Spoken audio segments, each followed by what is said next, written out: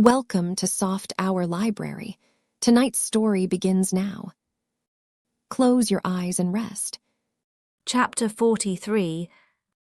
Elizabeth, as they drove along, watched for the first appearance of Pemberley Woods with some perturbation, and when at length they turned in at the lodge, her spirits were in a high flutter. The park was very large, and contained great variety of ground. They entered it in one of its lowest points, and drove for some time through a beautiful wood stretching over a wide extent. Elizabeth's mind was too full for conversation, but she saw and admired every remarkable spot and point of view. They gradually ascended for half a mile, and then found themselves at the top of a considerable eminence where the wood ceased, and the eye was instantly caught by Pemberley House, situated on the opposite side of the valley, into which the road with some abruptness wound. It was a large, handsome stone building, standing well on rising ground, and backed by a ridge of high woody hills, and in front a stream of some natural importance was swelled into greater, but without any artificial appearance. Its banks were neither formal nor falsely adorned. Elizabeth was delighted. She had never seen a place for which nature had done more, or where natural beauty had been so little counteracted by an awkward taste. They were all of them warm in their admiration, and at that moment she felt that to be mistress of Pemberley might be something.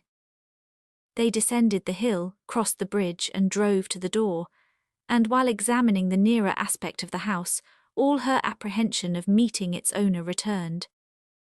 She dreaded lest the chambermaid had been mistaken. On applying to see the place, they were admitted into the hall, and Elizabeth, as they waited for the housekeeper, had leisure to wonder at her being where she was. The housekeeper came, a respectable-looking elderly woman, much less fine and more civil than she had any notion of finding her. They followed her into the dining parlour. It was a large, well-proportioned room, handsomely fitted up. Elizabeth, after slightly surveying it, went to a window to enjoy its prospect. The hill, crowned with wood from which they had descended, receiving increased abruptness from the distance, was a beautiful object. Every disposition of the ground was good, and she looked on the whole scene, the river, the trees scattered on its banks, and the winding of the valley as far as she could trace it, with delight. As they passed into other rooms, these objects were taking different positions, but from every window there were beauties to be seen. The rooms were lofty and handsome, and their furniture suitable to the fortune of their proprietor, but Elizabeth saw, with admiration of his taste, that it was neither gaudy nor uselessly fine, with less of splendour, and more real elegance than the furniture of Rosings. And of this place, thought she, I might have been mistress. With these rooms I might have now been familiarly acquainted. Instead of viewing them as a stranger, I might have rejoiced in them as my own, and welcomed to them as visitors my uncle and aunt. But no, recollecting herself, that could never be. My uncle and aunt would have been lost to me. I should not have been allowed to invite them. This was a lucky recollection. It saved her from something like regret. She longed to inquire of the housekeeper whether her master were really absent, but had not courage for it. At length, however, the question was asked by her uncle, and she turned away with alarm while Mrs. Reynolds replied that he was, adding, "But we expect him tomorrow with a large party of friends." How rejoiced was Elizabeth that their own journey had not by any circumstance been delayed a day.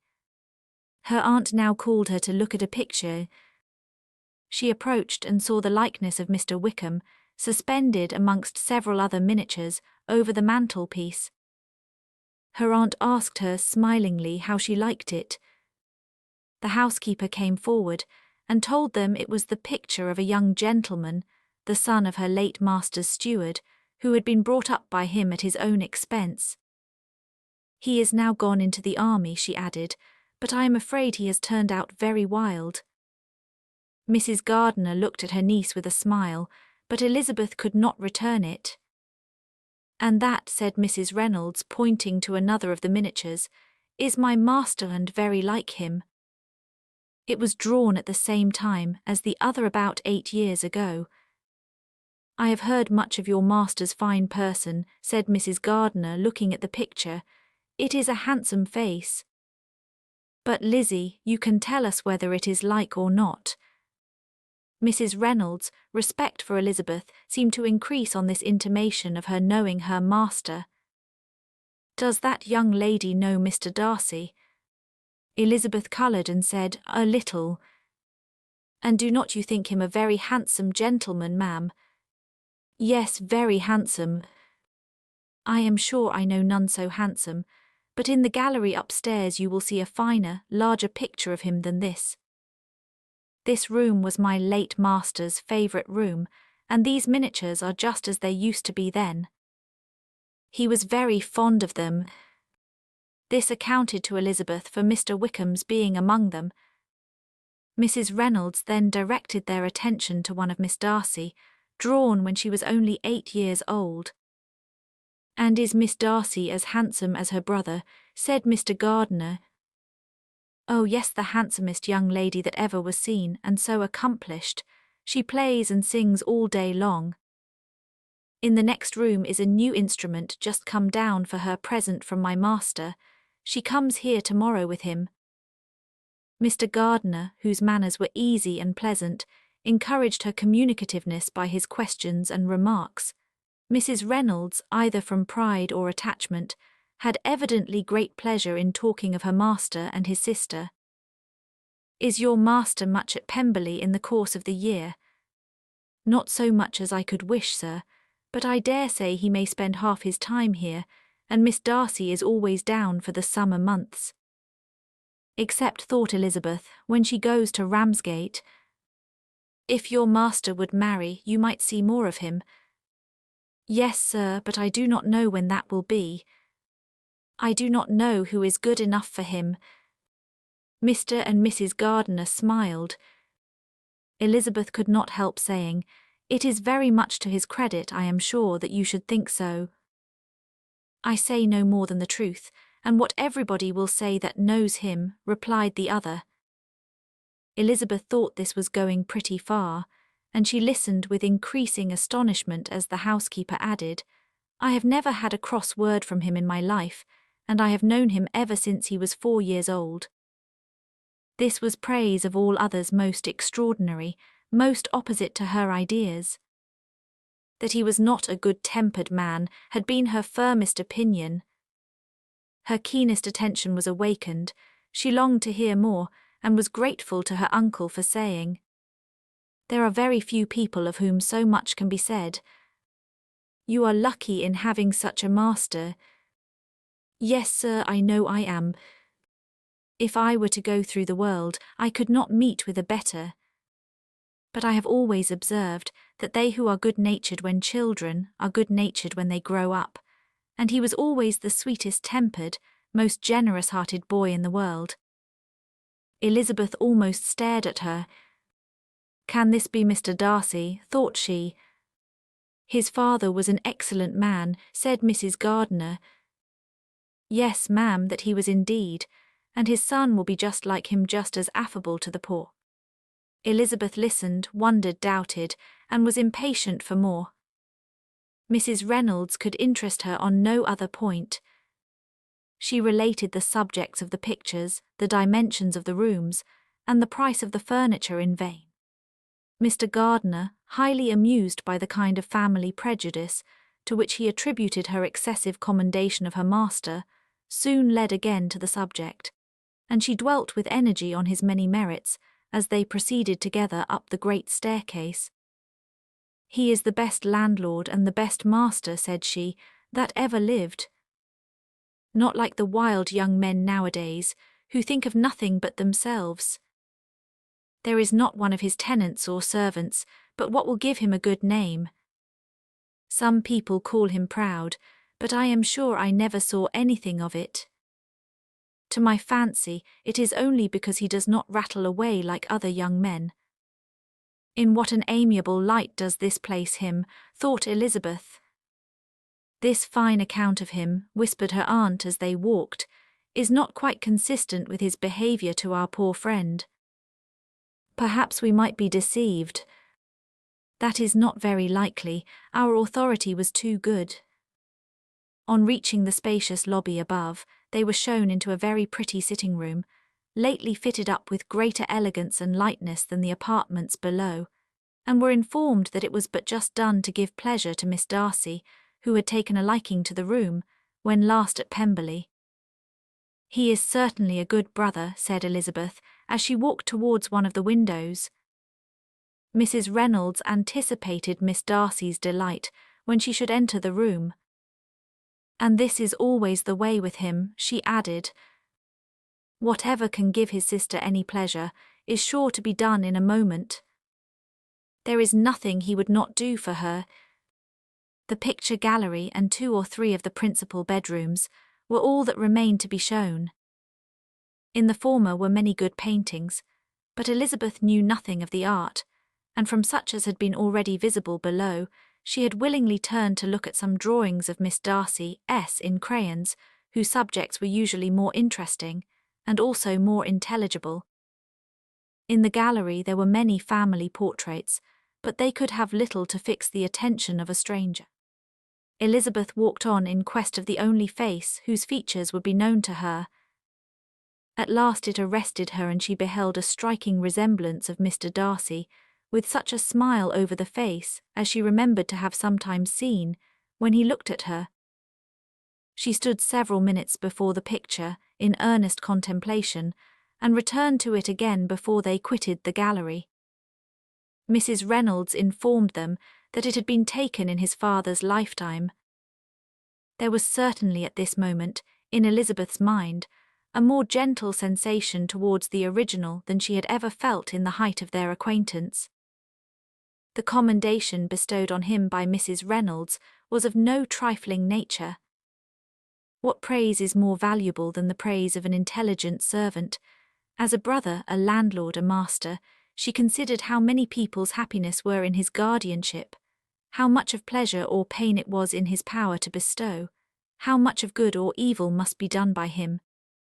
Every idea that had been brought forward by the housekeeper was favourable to his character, and as she stood before the canvas on which he was represented and fixed his eyes upon herself, she thought of his regard with a deeper sentiment of gratitude than it had ever raised before. She remembered its warmth and softened its impropriety of expression. When all of the house that was open to general inspection had been seen, they returned downstairs, and taking leave of the housekeeper were consigned over to the gardener, who met them at the hall door. As they walked across the lawn towards the river, Elizabeth turned back to look again. Her uncle and aunt stopped also, and while the former was conjecturing as to the date of the building, the owner of it himself suddenly came forward from the road which led behind it to the stables. They were within 20 yards of each other, and so abrupt was his appearance that it was impossible to avoid his sight. Their eyes instantly met, and the cheeks of each were overspread with the deepest blush. He absolutely started, and for a moment seemed immovable from surprise, but shortly recovering himself, advanced towards the party and spoke to Elizabeth, if not in terms of perfect composure, at least of perfect civility. She had instinctively turned away, but stopping on his approach, received his compliments with an embarrassment impossible to be overcome. Had his first appearance, or his resemblance to the picture they had just been examining, been insufficient to assure the other two that they now saw Mr. Darcy, the gardener's expression of surprise on beholding his master must immediately have told it. They stood a little aloof while he was talking to their niece, who, astonished and confused, scarcely dared lift her eyes to his face, and knew not what answer she returned to his civil inquiries after her family. Amazed at the alteration of his manner since they last parted, every sentence that he uttered was increasing her embarrassment, and every idea of the impropriety of her being found there recurring to her mind. The few minutes in which they continued together were some of the most uncomfortable of her life. Nor did he seem much more at ease. When he spoke, his accent had none of its usual sedateness, and he repeated his inquiries as to the time of her having left Longbourn, and of her stay in Derbyshire, so often and in so hurried a way, as plainly spoke the distraction of his thoughts. At length every idea seemed to fail him, and after standing a few moments without saying a word, he suddenly recollected himself and took leave. The others then joined her and expressed their admiration of his figure, but Elizabeth heard not a word, and wholly engrossed by her own feelings, followed them in silence. She was overpowered by shame and vexation. Her coming there was the most unfortunate, the most ill-judged thing in the world. How strange must it appear to him! In what a disgraceful light might it not strike so vain a man! It might seem as if she had purposely thrown herself in his way again. Oh, why did she come? Or why did he thus come a day before he was expected? Had they been only 10 minutes sooner, they should have been beyond the reach of his discrimination, for it was plain that he was that moment arrived, that moment alighted from his horse or his carriage. She blushed again and again over the perverseness of the meeting, and his behaviour so strikingly altered what could it mean, that he should even speak to her was amazing, but to speak with such civility, to inquire after her family. Never in her life had she seen his manners so little dignified, never had he spoken with such gentleness as on this unexpected meeting. What a contrast did it offer to his last address in Rosings Park, when he put his letter into her hand. She knew not what to think or how to account for it. They had now entered a beautiful walk by the side of the water, and every step was bringing forward a nobler fall of ground, or a finer reach of the woods to which they were approaching. But it was some time before Elizabeth was sensible of any of it, and though she answered mechanically to the repeated appeals of her uncle and aunt, and seemed to direct her eyes to such objects as they pointed out, she distinguished no part of the scene. Her thoughts were all fixed on that one spot of Pemberley House, whichever it might be, where Mr. Darcy then was. She longed to know what at that moment was passing in his mind, in what manner he thought of her, and whether in defiance of everything she was still dear to him. Perhaps he had been civil only because he felt himself at ease, yet there had been that in his voice which was not like ease. Whether he had felt more of pain or of pleasure in seeing her, she could not tell, but he certainly had not seen her with composure. At length, however, the remarks of her companions on her absence of mind roused her, and she felt the necessity of appearing more like herself.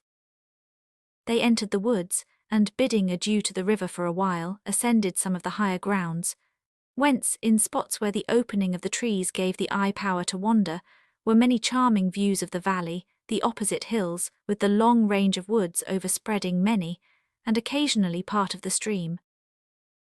Mr. Gardiner expressed a wish of going round the whole park, but feared it might be beyond a walk.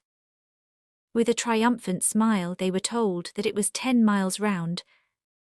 It settled the matter, and they pursued the accustomed circuit, which brought them again after some time in a descent among hanging woods to the edge of the water and one of its narrowest parts. They crossed it by a simple bridge, in character with the general air of the scene. It was a spot less adorned than any they had yet visited, and the valley, here contracted into a glen, allowed room only for the stream, and a narrow walk amidst the rough coppicewood which bordered it. Elizabeth longed to explore its windings, but when they had crossed the bridge and perceived their distance from the house, Mrs. Gardiner, who was not a great walker, could go no farther, and thought only of returning to the carriage as quickly as possible. Her niece was, therefore, obliged to submit, and they took their way towards the house on the opposite side of the river in the nearest direction. But their progress was slow, for Mr. Gardiner, though seldom able to indulge the taste, was very fond of fishing, and was so much engaged in watching the occasional appearance of some trout in the water, and talking to the man about them, that he advanced but little. Whilst wandering on in this slow manner, they were again surprised, and Elizabeth's astonishment was quite equal to what it had been at first, by the sight of Mr. Darcy approaching them, and at no great distance. The walk being here less sheltered than on the other side, allowed them to see him before they met. Elizabeth, however astonished, was at least more prepared for an interview than before, and resolved to appear and to speak with calmness, if he really intended to meet them. For a few moments indeed, she felt that he would probably strike into some other path. The idea lasted while a turning in the walk concealed him from their view. The turning past, he was immediately before them. With a glance she saw that he had lost none of his recent civility, and to imitate his politeness, she began as they met to admire the beauty of the place. But she had not got beyond the words delightful and charming when some unlucky recollections obtruded, and she fancied that praise of Pemberley from her might be mischievously construed. Her colour changed, and she said no more. Mrs. Gardiner was standing a little behind, and on her pausing, he asked her if she would do him the honour of introducing him to her friends. This was a stroke of civility for which she was quite unprepared, and she could hardly suppress a smile at his being now seeking the acquaintance of some of those very people, against whom his pride had revolted, in his offer to herself. What will be his surprise, thought she, when he knows who they are? He takes them now for people of fashion. The introduction, however, was immediately made, and as she named their relationship to herself, she stole a sly look at him to see how he bore it, and was not without the expectation of his decamping as fast as he could from such disgraceful companions. That he was surprised by the connection was evident. He sustained it, however, with fortitude, and so far from going away, turned back with them and entered into conversation with Mr. Gardiner. Elizabeth could not but be pleased, could not but triumph. It was consoling that he should know she had some relations for whom there was no need to blush.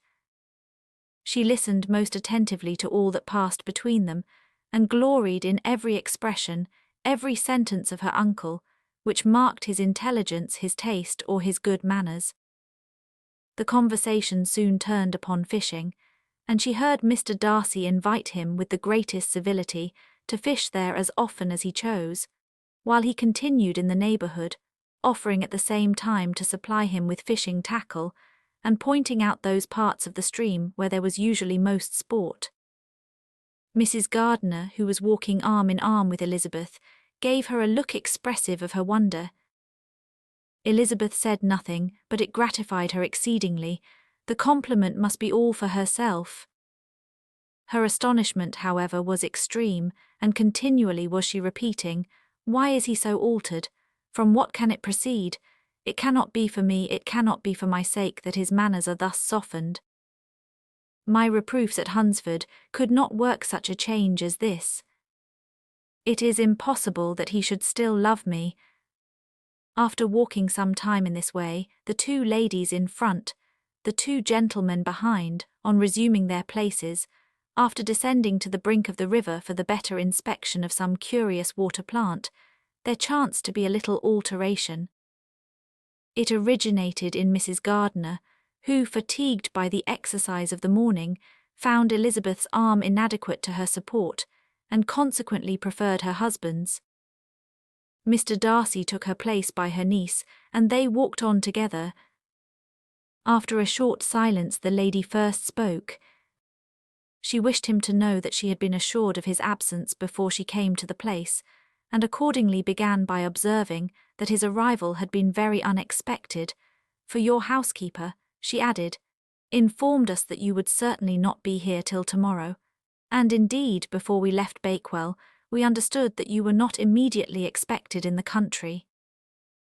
He acknowledged the truth of it all, and said that business with his steward had occasioned his coming forward a few hours before the rest of the party with whom he had been travelling.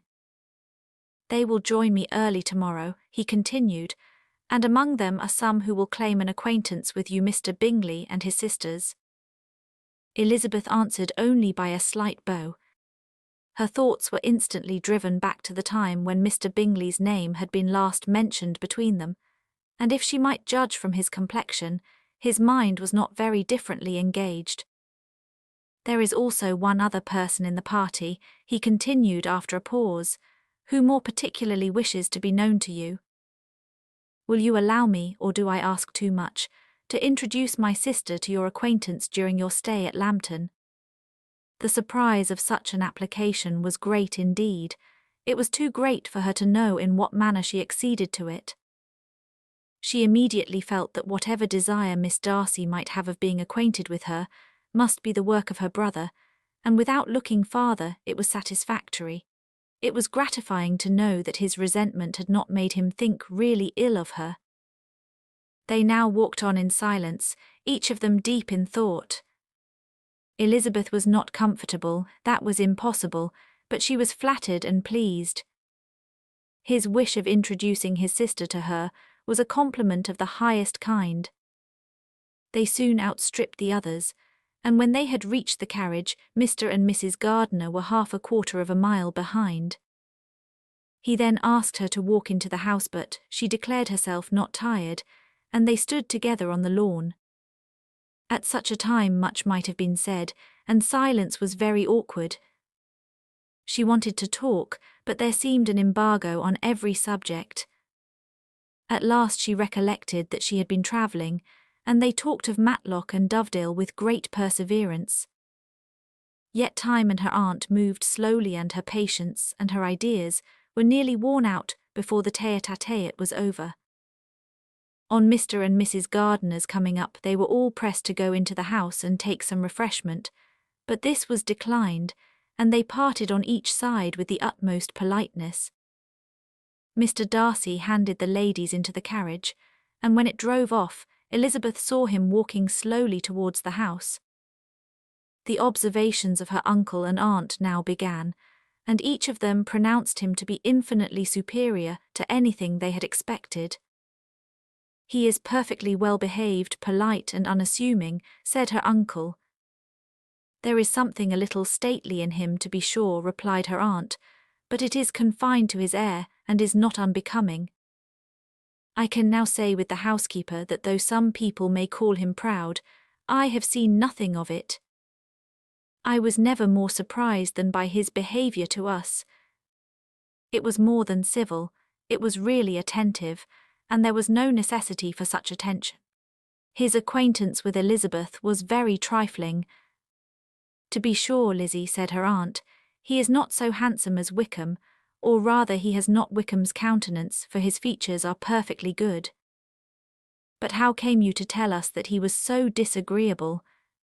Elizabeth excused herself as well as she could, said that she had liked him better when they met in Kent than before, and that she had never seen him so pleasant as this morning.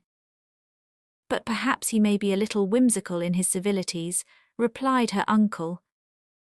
"Your great men often are, and therefore I shall not take him at his word about fishing, as he might change his mind another day and warn me off his grounds." Elizabeth felt that they had entirely mistaken his character, but said nothing. "From what we have seen of him," continued Mrs. Gardiner, "I really should not have thought that he could have behaved in so cruel a way by anybody as he has done by poor Wickham.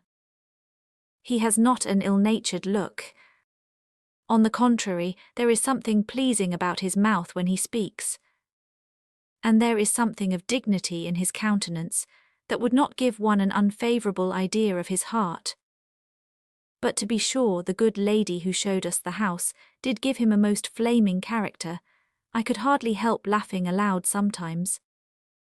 But he is a liberal master, I suppose, and that in the eye of a servant comprehends every virtue." Elizabeth here felt herself called on to say something in vindication of his behaviour to Wickham, and therefore gave them to understand, in as guarded a manner as she could, that by what she had heard from his relations in Kent, his actions were capable of a very different construction, and that his character was by no means so faulty, nor Wickham's so amiable, as they had been considered in Hertfordshire. In confirmation of this, she related the particulars of all the pecuniary transactions in which they had been connected, without actually naming her authority, but stating it to be such as might be relied on. Mrs. Gardiner was surprised and concerned, but as they were now approaching the scene of her former pleasures, every idea gave way to the charm of recollection, and she was too much engaged in pointing out to her husband all the interesting spots in its environs to think of anything else.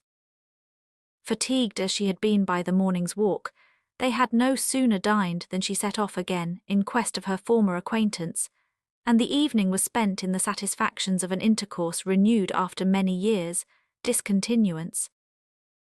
The occurrences of the day were too full of interest to leave Elizabeth much attention for any of these new friends, and she could do nothing but think, and think with wonder, of Mr. Darcy's civility, and above all of his wishing her to be acquainted with his sister. Chapter 44. Elizabeth had settled it that Mr. Darcy would bring his sister to visit her the very day after her reaching Pemberley, and was, consequently, resolved not to be out of sight of thee in the whole of that morning.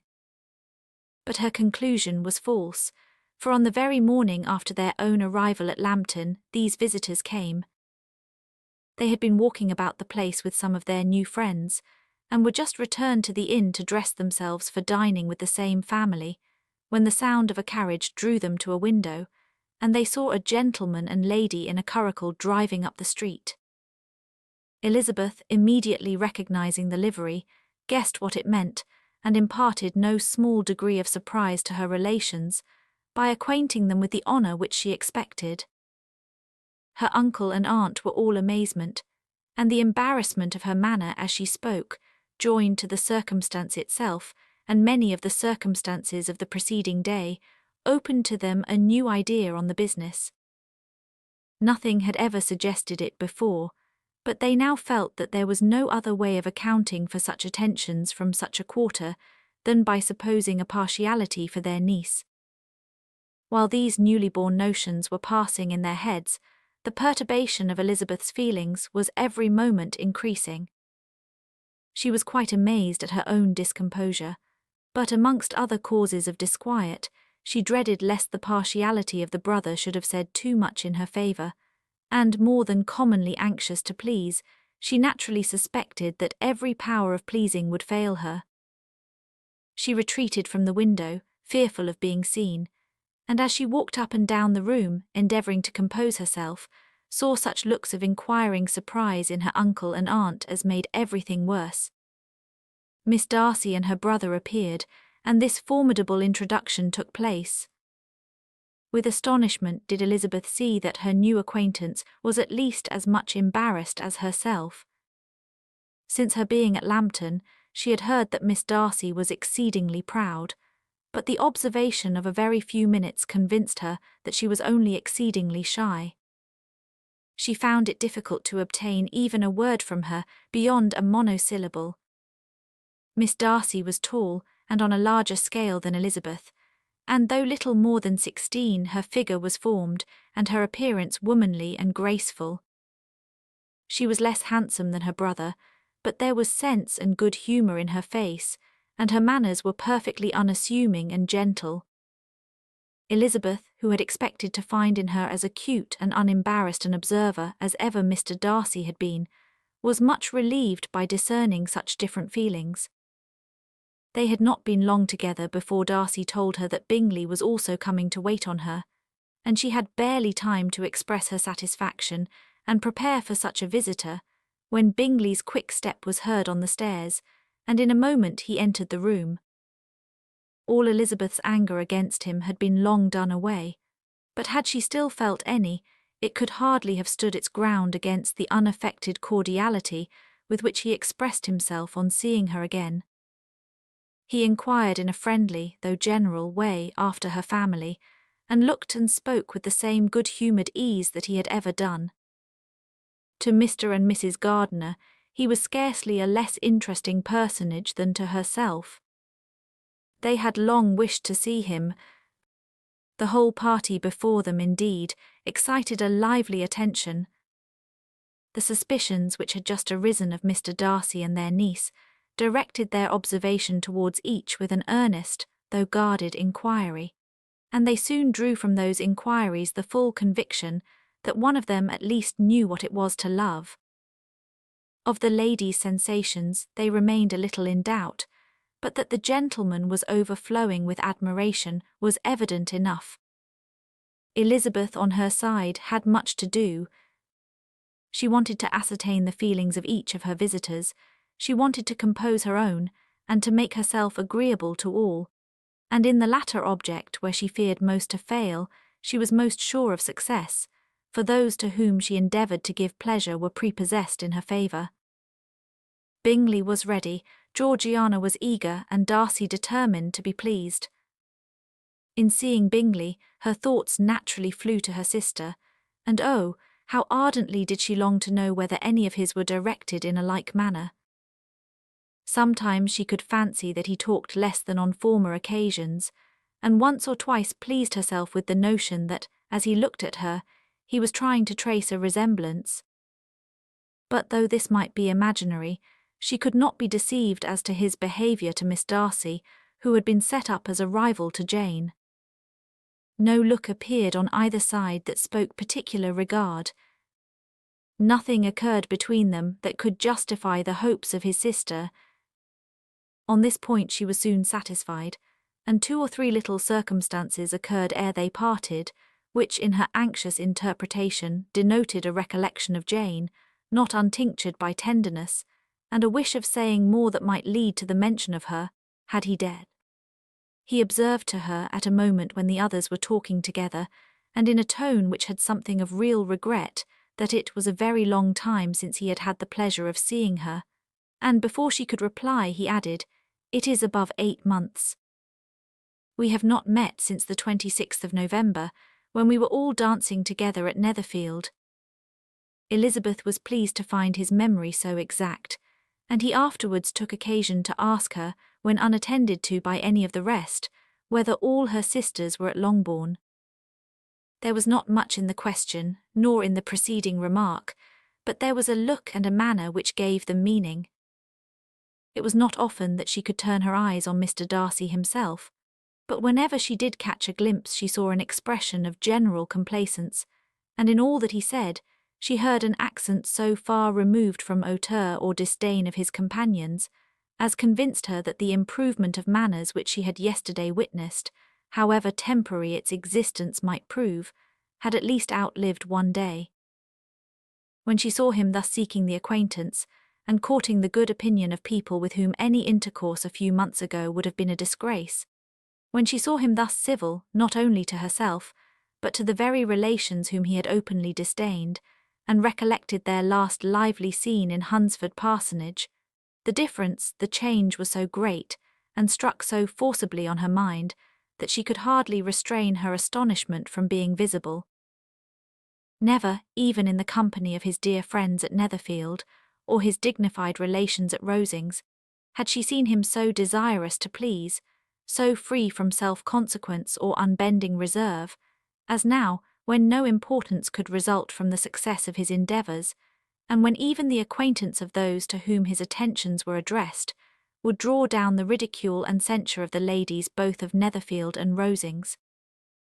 Their visitors stayed with them above half an hour, and when they arose to depart, Mr. Darcy called on his sister to join him in expressing their wish of seeing Mr. and Mrs. Gardiner and Miss Bennet to dinner at Pemberley before they left the country. Miss Darcy, though with a diffidence which marked her little in the habit of giving invitations, readily obeyed. Mrs. Gardiner looked at her niece, desirous of knowing how she, whom the invitation most concerned, felt disposed as to its acceptance, but Elizabeth had turned away her head. Presuming, however, that this studied avoidance spoke rather a momentary embarrassment than any dislike of the proposal, and seeing in her husband, who was fond of society, a perfect willingness to accept it, she ventured to engage for her attendance, and the day after the next was fixed on. Bingley expressed great pleasure in the certainty of seeing Elizabeth again, having still a great deal to say to her, and many inquiries to make after all their Hertfordshire friends. Elizabeth, construing all this into a wish of hearing her speak of her sister, was pleased, and on this account, as well as some others, found herself, when their visitors left them, capable of considering the last half-hour with some satisfaction, though while it was passing the enjoyment of it had been little. Eager to be alone, and fearful of inquiries or hints from her uncle and aunt, she stayed with them only long enough to hear their favourable opinion of Bingley, and then hurried away to dress. But she had no reason to fear Mr. and Mrs. Gardiner's curiosity. It was not their wish to force her communication. It was evident that she was much better acquainted with Mr. Darcy than they had before any idea of. It was evident that he was very much in love with her. They saw much to interest, but nothing to justify inquiry. Of Mr. Darcy it was now a matter of anxiety to think well, and as far as their acquaintance reached, there was no fault to find. They could not be untouched by his politeness, and had they drawn his character from their own feelings and his servant's report, without any reference to any other account, the circle in Hertfordshire to which he was known would not have recognised it for Mr. Darcy. There was now an interest, however, in believing the housekeeper, and they soon became sensible that the authority of a servant who had known him since he was 4 years old, and whose own manners indicated respectability, was not to be hastily rejected. Neither had anything occurred in the intelligence of their Lambton friends that could materially lessen its weight. They had nothing to accuse him of but pride. Pride he probably had, and if not, it would certainly be imputed by the inhabitants of a small market town where the family did not visit. It was acknowledged, however, that he was a liberal man and did much good among the poor. With respect to Wickham, the travellers soon found that he was not held there in much estimation, for though the chief of his concerns with the son of his patron were imperfectly understood, it was yet a well-known fact that on his quitting Derbyshire he had left many debts behind him, which Mr. Darcy afterwards discharged. As for Elizabeth, her thoughts were at Pemberley this evening more than the last, and the evening, though as it passed it seemed long, was not long enough to determine her feelings towards one in that mansion, and she lay awake 2 whole hours, endeavouring to make them out. She certainly did not hate him. No, hatred had vanished long ago, and she had almost as long been ashamed of ever feeling a dislike against him that could be so called. The respect created by the conviction of his valuable qualities, though at first unwillingly admitted, had for some time ceased to be repugnant to her feelings, and it was now heightened into somewhat of a friendlier nature by the testimony so highly in his favour, and bringing forward his disposition in so amiable a light, which yesterday had produced. But above all, above respect and esteem, there was a motive within her of good, will which could not be overlooked. It was gratitude, not merely for having once loved her, but for loving her still well enough to forgive all the petulance and acrimony of her manner in rejecting him, and all the unjust accusations accompanying her rejection. He who, she had been persuaded, would avoid her as his greatest enemy, seemed on this accidental meeting most eager to preserve the acquaintance, and without any indelicate display of regard or any peculiarity of manner, where their 2 selves only were concerned, was soliciting the good opinion of her friends, and bent on making her known to his sister. Such a change in a man of so much pride excited not only astonishment but gratitude, for to love, ardent love, it must be attributed, and as such its impression on her was of a sort to be encouraged, as by no means unpleasing, though it could not be exactly defined. She respected, she esteemed, she was grateful to him, she felt a real interest in his welfare, and she only wanted to know how far she wished that welfare to depend upon herself, and how far it would be for the happiness of both that she should employ the power, which her fancy told her she still possessed, of bringing on the renewal of his addresses. It had been settled in the evening between the aunt and niece that such a striking civility as Miss Darcy's, in coming to them on the very day of her arrival at Pemberley, for she had reached it only to a late breakfast, ought to be imitated, though it could not be equalled, by some exertion of politeness on their side, and consequently that it would be highly expedient to wait on her at Pemberley the following morning. They were therefore to go. Elizabeth was pleased, though when she asked herself the reason, she had very little to say in reply. Mr. Gardiner left them soon after breakfast. The fishing scheme had been renewed the day before, and a positive engagement made of his meeting some of the gentlemen at Pemberley by noon. Chapter 45. Convinced as Elizabeth now was that Miss Bingley's dislike of her had originated in jealousy, She could not help feeling how very unwelcome her appearance at Pemberley must be to her, and was curious to know with how much civility on that lady's side the acquaintance would now be renewed. On reaching the house, they were shown through the hall into the saloon, whose northern aspect rendered it delightful for summer. Its windows, opening to the ground, admitted a most refreshing view of the high woody hills behind the house, and of the beautiful oaks and Spanish chestnuts which were scattered over the intermediate lawn. In this room they were received by Miss Darcy, who was sitting there with Mrs. Hurst and Miss Bingley, and the lady with whom she lived in London. Georgiana's reception of them was very civil, but attended with all that embarrassment which, though proceeding from shyness and the fear of doing wrong, would easily give to those who felt themselves inferior the belief of her being proud and reserved. Mrs. Gardiner and her niece, however, did her justice and pitied her. By Mrs. Hurst and Miss Bingley they were noticed only by a courtesy, and on their being seated, a pause, awkward as such pauses must always be, succeeded for a few moments. It was first broken by Mrs. Annesley, a genteel, agreeable-looking woman, whose endeavour to introduce some kind of discourse proved her to be more truly well-bred than either of the others, and between her and Mrs. Gardiner, with occasional help from Elizabeth, the conversation was carried. Miss Darcy looked as if she wished for courage enough to join in it, and sometimes did venture a short sentence when there was least danger of its being heard. Elizabeth soon saw that she was herself closely watched by Miss Bingley, and that she could not speak a word, especially to Miss Darcy, without calling her attention. This observation would not have prevented her from trying to talk to the latter, had they not been seated at an inconvenient distance, but she was not sorry to be spared the necessity of saying much. Her own thoughts were employing her. She expected every moment that some of the gentlemen would enter the room. She wished, she feared, that the master of the house might be amongst them, and whether she wished or feared it most, she could scarcely determine. After sitting in this manner a quarter of an hour, without hearing Miss Bingley's voice, Elizabeth was roused by receiving from her a cold inquiry after the health of her family. She answered with equal indifference and brevity, and the other said no more. The next variation which their visit afforded was produced by the entrance of servants with cold meat, cake, and a variety of all the finest fruits in season.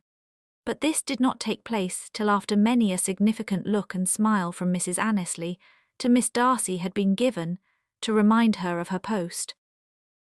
There was now employment for the whole party, for though they could not all talk, they could all eat, and the beautiful pyramids of grapes, nectarines, and peaches soon collected them round the table.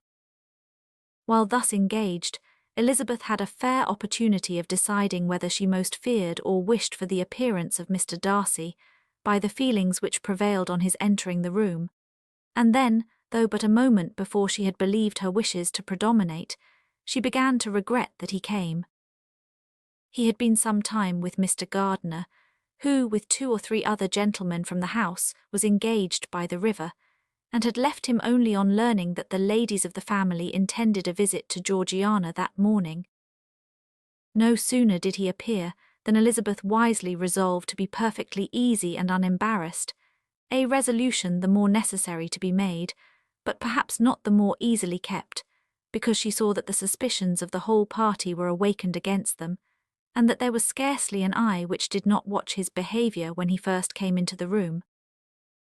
In no countenance was attentive curiosity so strongly marked as in Miss Bingley's, in spite of the smiles which overspread her face whenever she spoke to one of its objects, for jealousy had not yet made her desperate, and her attentions to Mr. Darcy were by no means over. Miss Darcy, on her brother's entrance, exerted herself much more to talk, and Elizabeth saw that he was anxious for his sister and herself to get acquainted, and forwarded, as much as possible, every attempt at conversation on either side. Miss Bingley saw all this likewise, and in the imprudence of anger took the first opportunity of saying, with sneering civility, "Pray, Miss Eliza, are not the shire militia removed from Meryton? They must be a great loss to your family." In Darcy's presence, she dared not mention Wickham's name, but Elizabeth instantly comprehended that he was uppermost in her thoughts, and the various recollections connected with him gave her a moment's distress. But exerting herself vigorously to repel the ill-natured attack, she presently answered the question in a tolerably disengaged tone. While she spoke, an involuntary glance showed her Darcy with a heightened complexion, earnestly looking at her, and his sister overcome with confusion and unable to lift up her eyes. Had Miss Bingley known what pain she was then giving her beloved friend, she undoubtedly would have refrained from the hint, but she had merely intended to discompose Elizabeth, by bringing forward the idea of a man to whom she believed her partial, to make her betray a sensibility which might injure her in Darcy's opinion, and perhaps to remind the latter of all the follies and absurdities by which some part of her family were connected with that corps. Not a syllable had ever reached her of Miss Darcy's meditated elopement. To no creature had it been revealed, where secrecy was possible except to Elizabeth, and from all Bingley's connections her brother was particularly anxious to conceal it, from that very wish which Elizabeth had long ago attributed to him, of their becoming hereafter her own. He had certainly formed such a plan, and without meaning that it should affect his endeavour to separate him from Miss Bennet, it is probable that it might add something to his lively concern for the welfare of his friend. Elizabeth's collected behaviour, however, soon quieted his emotion, and as Miss Bingley, vexed and disappointed, dared not approach nearer to Wickham, Georgiana also recovered in time, though not enough to be able to speak any more. Her brother, whose eye she feared to meet, scarcely recollected her interest in the affair, and the very circumstance which had been designed to turn his thoughts from Elizabeth seemed to have fixed them on her more and more cheerfully. Their visit did not continue long after the question and answer above mentioned, and while Mr. Darcy was attending them to their carriage, Miss Bingley was venting her feelings in criticisms on Elizabeth's person, behaviour, and dress. But Georgiana would not join her. Her brother's recommendation was enough to ensure her favour. His judgment could not err, and he had spoken in such terms of Elizabeth as to leave Georgiana without the power of finding her otherwise than lovely and amiable. When Darcy returned to the saloon, Miss Bingley could not help repeating to him some part of what she had been saying to his sister. "How very ill Eliza Bennet looks this morning, Mr. Darcy," she cried. "I never in my life saw anyone so much altered as she is since the winter. She is grown so brown and coarse. Louisa and I were agreeing that we should not have known her again." However little Mr. Darcy might have liked such an address, he contented himself with coolly replying that he perceived no other alteration than her being rather no miraculous consequence of travelling in the summer. "For my own part," she rejoined, "I must confess that I never could see any beauty in her. Her face is too thin, her complexion has no brilliancy, and her features are not at all handsome. Her nose wants character, there is nothing marked in its lines. Her teeth are tolerable but not out of the common way, and as for her eyes, which have sometimes been called so fine, I never could perceive anything extraordinary in them. They have a sharp, shrewish look which I do not like at all, and in her air altogether there is a self-sufficiency without fashion which is intolerable." Persuaded as Miss Bingley was that Darcy admired Elizabeth, this was not the best method of recommending herself, but angry people are not always wise, and in seeing him at last look somewhat nettled, she had all the success she expected. He was resolutely silent, however, and from a determination of making him speak, she continued, "I remember when we first knew her in Hertfordshire, how amazed we all were to find that she was a reputed beauty, and I particularly recollect your saying one night, after they had been dining at Netherfield, 'She a beauty, I should as soon call her mother a wit.' But afterwards she seemed to improve on you, and I believe you thought her rather pretty at one time." "Yes," replied Darcy, who could contain himself no longer, "but that was only when I first knew her, for it is many months since I have considered her as one of the handsomest women of my acquaintance." He then went away, and Miss Bingley was left to all the satisfaction of having forced him to say what gave no one any pain but herself. Mrs. Gardiner and Elizabeth talked of all that had occurred during their visit, as they returned, except what had particularly interested them both. The looks and behaviour of everybody they had seen were discussed, except of the person who had mostly engaged their attention.